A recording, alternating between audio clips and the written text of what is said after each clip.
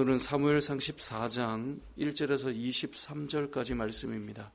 오늘 본문 말씀은 우리가 잘 아는 요나단의 믿음의 고백을 볼 수 있는 내용입니다.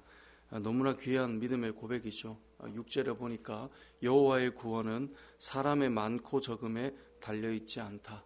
이것이 요나단의 믿음의 고백이었습니다. 우린 세상을 살아가면서 많이 듣는 말이 다다익선이잖아요.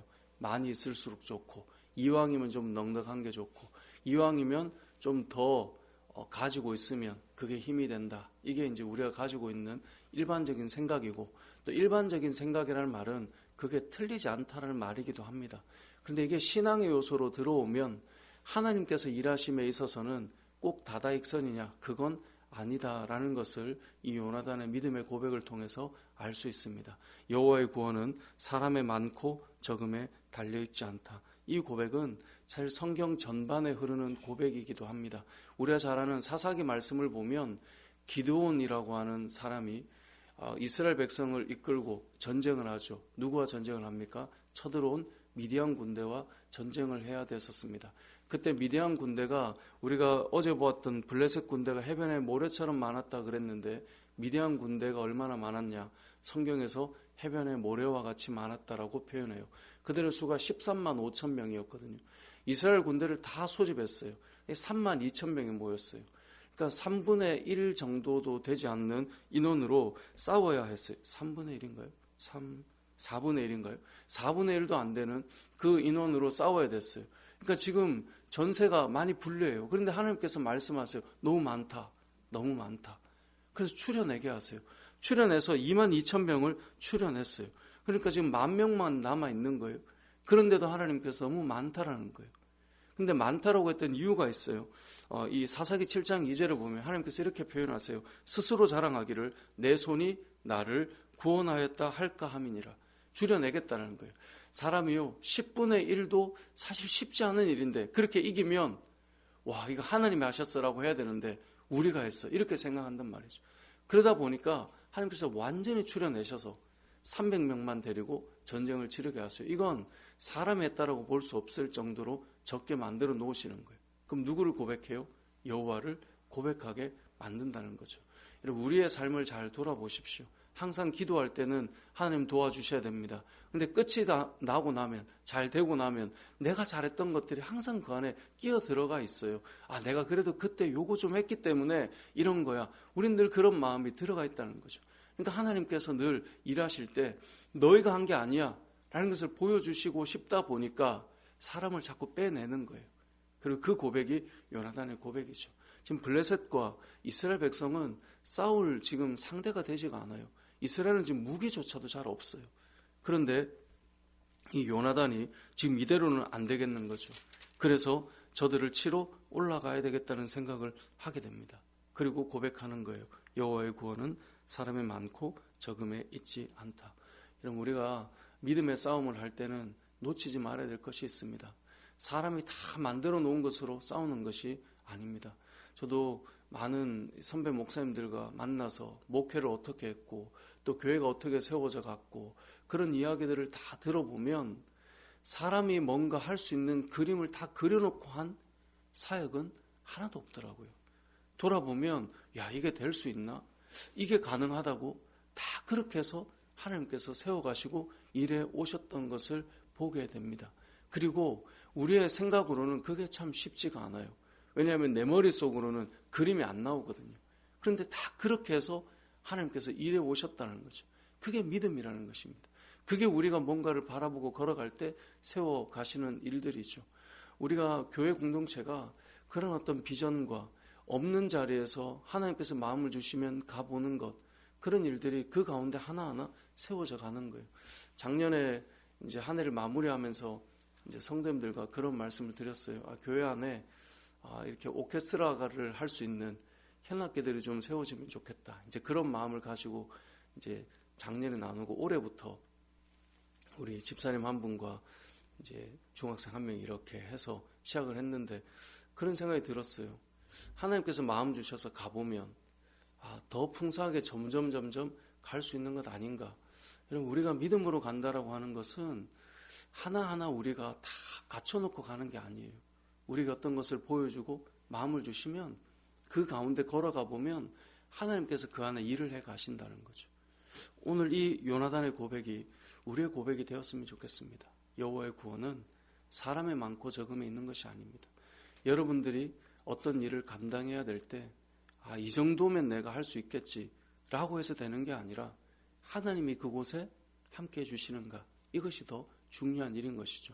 그래서 오늘 본문에서 우리가 기억해야 될 두 번째 메시지는 요나단은 하나님이면 되는 거잖아 하고 그냥 올라간 게 아니에요. 두 번째로 요나단이 가졌던 믿음의 내용이 무엇이 있냐면 하나님께서 과연 원하시는 일인지 표징을 구했습니다.